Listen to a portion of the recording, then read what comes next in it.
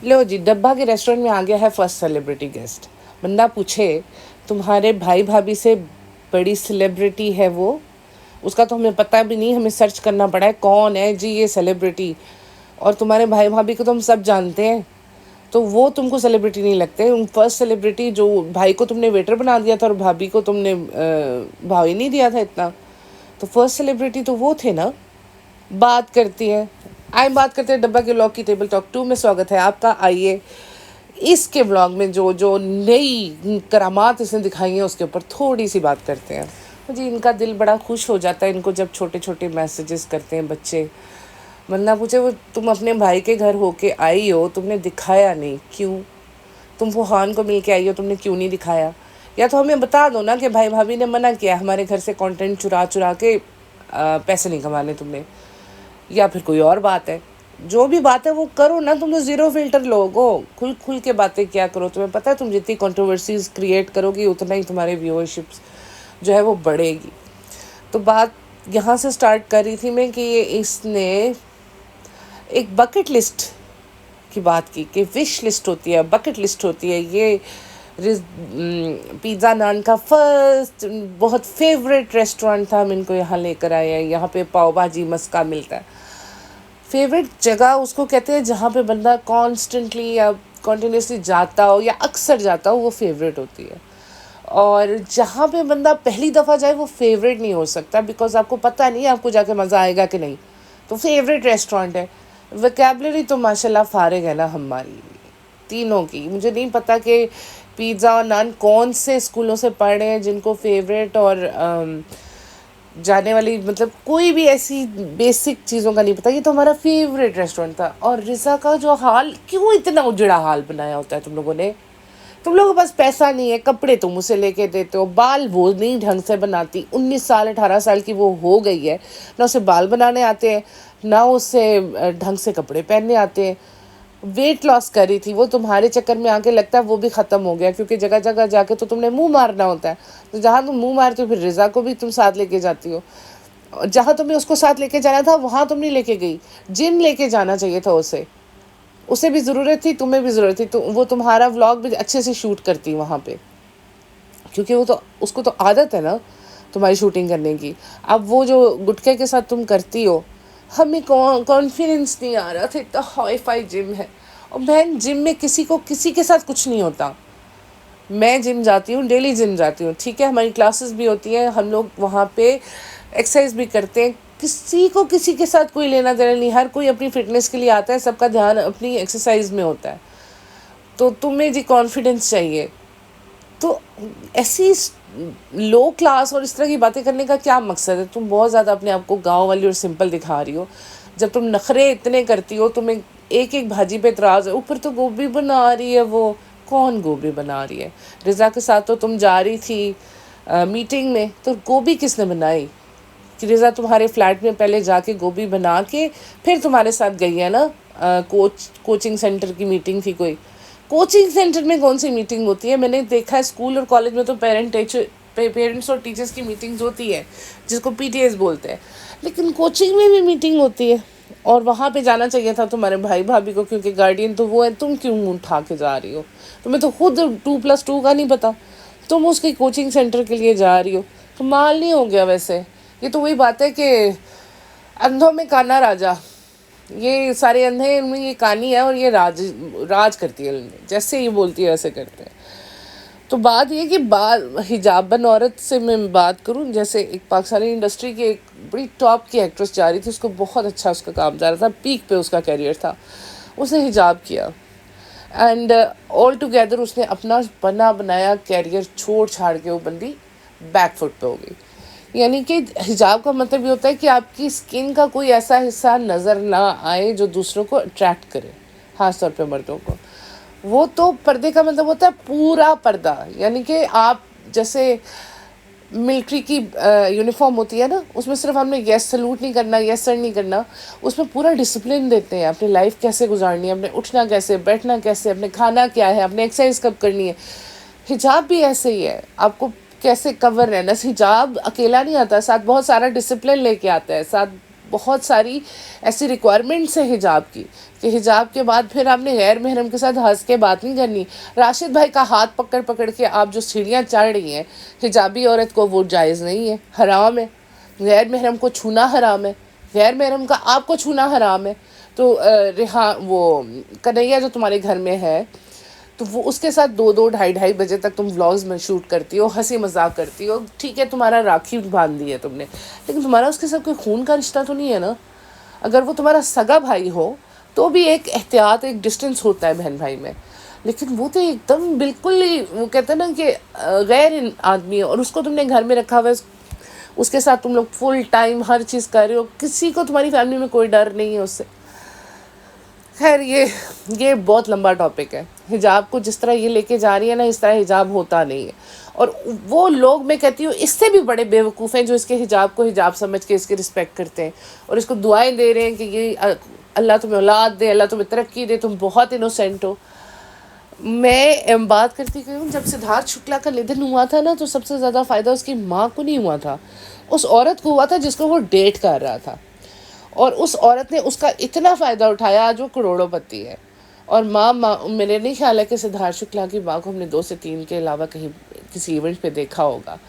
جس کا جوان بیٹا چلا گیا، جس کو ساری لائم لائٹ ملنی چاہیے تھی، جس کو ساری سمپتھی ملنی چاہیے تھی.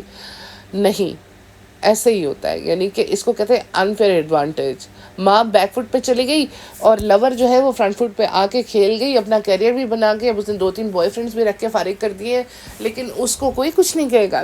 آج بھی لوگ اس کی میمز بنا رہے ہوتے ہیں کہ سدھارتھ ایسے کرتا تھا تو وہ بھی ایسی کرتی ہے، مطلب سدھارتھ کی کاپی ہے، سدھارتھ کی شیرنی. ابھی سدھارتھ کو تو کب کا بھول گئی وہ. آپ لوگ بیٹھے رہتے ہو یہ ایموشنل چیزوں کے اندر. دنیا ایموشن، شوبز میں نا ایموشنز کی کوئی قدر و قیمت نہیں ہے. یہ لوگ صرف کماتے ہیں ایموشنز کے اوپر، ایموشنز کے نام کے اوپر. ایموشنز کی قدر نہیں ہے وہاں پہ صرف تیز دماغ والا، صحیح ٹائم پہ صحیح فیصلے کرنے والا بندہ ہی آگے جاتا ہے. یہ میں آپ کو ایکسپیرینس سے بول رہی ہوں. تو یہی بات ہے کہ آپ لوگ بہت بہت زیادہ معصوم ہو.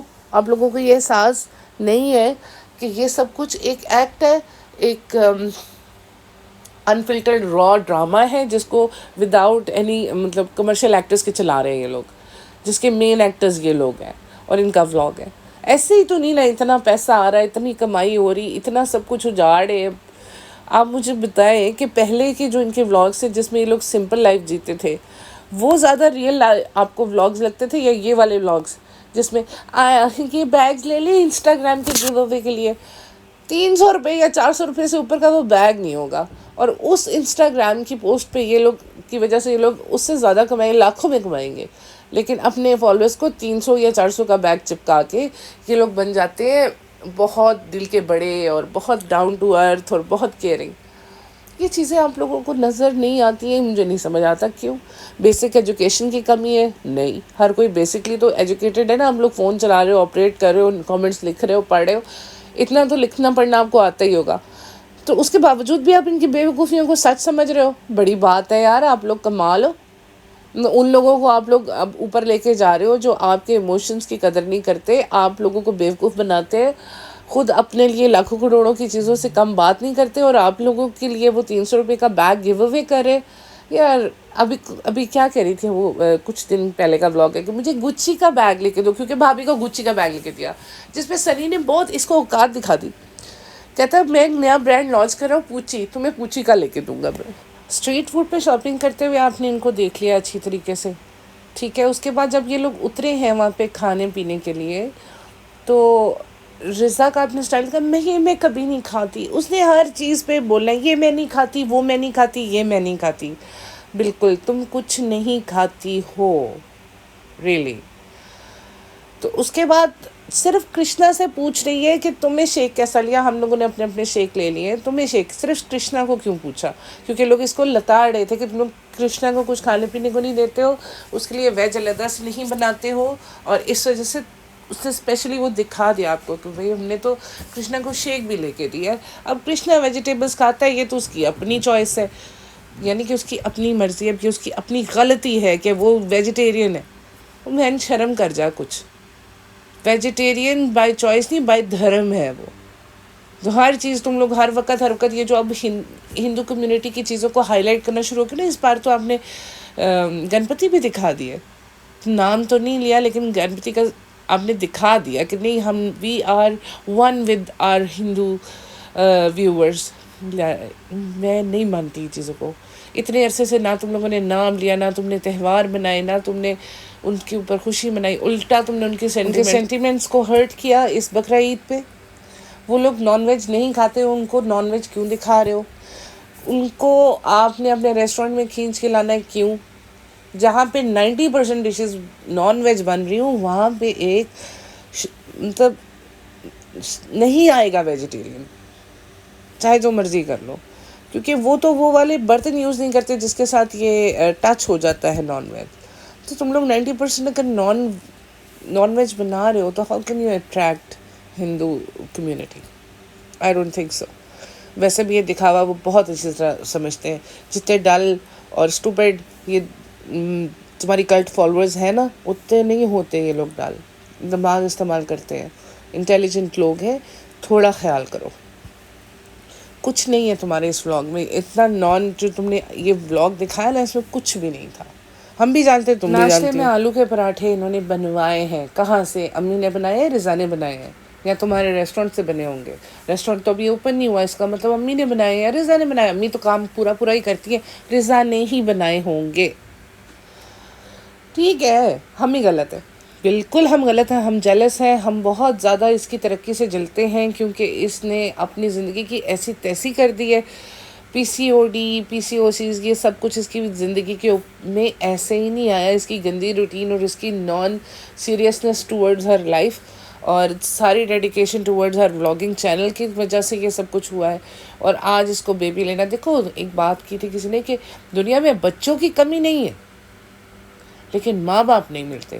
اگر تمہیں بچہ ہی چاہیے تو اس دنیا میں کتنے ایسے بچے جن کو اچھے پیرنٹس کی ضرورت ہے، جنہیں ایسا کوئی چاہیے جو ان کے سر پہ ہاتھ رکھ دے، ان سے محبت کرے. اسپیشل گیسٹ آئی تھے ان کے ریسٹورینٹ میں، دا شرین مرزا، جس کا ہم کو بالکل پتہ نہیں تھا کون ہے. دا فیمس نہیں جانتے ہم لوگوں کو سرچ کرنا پڑا، گوگل کرنا پڑا ہو از شرین مرزا، پھر تھوڑا سا آئیڈیا ہوا. اور بعد میں جب اس نے گیان دینا شروع کیا کہ وہ آئی تھی، ہمیں بڑا اچھا لگا ان کا. اپنے ساس سسر کے ساتھ بانڈنگ ایسی تھی، ایسے لگتا تھا کہ وہ ان کے ممی پاپا ہیں. ہاں، تو وہ ایک ایجوکیٹڈ فیملی تھی، پڑھی لکھی. تو یہ تو آپ کا قصور ہے نا کہ آپ نے جو پسند کیا، آپ کا بانڈ نہیں بن پا رہا ہے اپنے ساس سسر کے ساتھ. ان کے سسر کے ساتھ ان کا بڑا اچھا بانڈ تھا، کیونکہ آپ بیچاری کے تو بات چیت ہی نہیں ہوتی نا. آپ تو بھاگ لیتی ہیں سر پہ پاؤں رکھ کے جب آپ اپنے سسر کو دیکھتی ہیں. آپ سے تو فیس نہیں کیا جاتا ہے ان کو. تو آج دوسروں کو دیکھ کے جلن تو ہوگی نا، حسد ہوگا. بالکل کسی کی نظر نہ لگے شرین مرزا اور اس کے ساس سسر کی بانڈنگ کو. مگر آپ کو تو نظر لگنے سے پہلے ہی ختم ہو گیا نا بانڈ، کیونکہ آپ تو شکر ادا کرتی ہیں کہ وہ چلے گئے، اور شکر ادا کرتی ہیں مجھے مودہا نہ جانا پڑے. تو یہ ریسٹورینٹ تو بہانہ ہے مودہا نہ جانے کا. ہم کو بھی پتہ ہے کتنا کچھ چل رہا ہے آپ کا ریسٹورینٹ، کس طرح کے گوگل ریویوز آ رہے ہیں. اس اسمیل کے بارے میں ہر بندہ چیخ چیخ کے کہہ رہا ہے کہ ایک تو آپ کے کھانے کا پورشن کم ہے، جس سے پیٹ نہیں بھرتا، اوپر سے اس کی جو پرائسز ہیں وہ عام ریسٹورینٹ سے ڈبل ہے. تو کوئی بھی کیوں آئے گا آپ کے ریسٹورینٹ؟ کہتے ہیں یہ ریسٹورینٹ جو ہے وہ کسٹمرز کے لیے نہیں ہے، سبسکرائبرز کے لیے ہے. یعنی کہ جو سیلفی ایریا ہے اس کی وجہ سے ریسٹورینٹ کا سائز اور کم ہو گیا ہے. تو ٹھیک ہے بھائی، آپ کو بھی پتہ ہونا چاہیے، جانے والوں کو پہلے سے سوچ کے جانا چاہیے. اب کیا سوچ کے جانے کہ وہاں آپ کو اچھا کھانا اور سروس ملے گی؟ نہیں، وہاں آپ کو ایک سیلفی اور نام کا کھانا ملے گا، پیسے مگر آپ کو پورے دینے ہیں. اور اس میں آپ ایک چیز بھول گئے ہو، اس میں ٹیکس ایڈ ہے. جو آپ سیلفی لیتے ہو نا اور گٹکا بھائی سے بات چیت کرتے ہو، اس کا ٹیکس بھی ایڈ ہے، اس کا فیس بھی ایڈ ہے. وہ پیسے پورے ہی لے رہے ہیں لیکن آپ کو اندازہ نہیں ہو رہا کہ وہ کس چیز کے پیسے لے رہے ہیں. ذرا وہ بل میں تو نہیں لکھیں گے کہ ہم نے سیلفی کے اتنے چارجز لگائے، ہم نے بات کرنے کے اتنے چارجز لگائے، اس لیے ہمارا بل زیادہ آ رہا ہے. اب اگر ریسٹورینٹ گندا ہے، اسمیلی ہے، اسٹنکی ہے، فوڈ جو ہے وہ اسٹیل ہے، اس سے آپ کو نقصان، آپ کو بالکل بھی اس کے بارے میں بالکل کمپلین نہیں کرنی ہے. دیکھیں نا، آپ آئے ہیں یہاں پہ سیلیبریٹیز کے ریسٹورینٹ میں، تو آپ اتنی ہوپس ہائی نہ کر کے آئے. آپ شلپا شیٹی کے ریسٹورینٹ نہیں آئے جو آپ اتنی اونچی اونچی امیدیں لگا رہے ہو. ہاں بالکل، آ جا تو تنگ کریں. Okay, bye bye.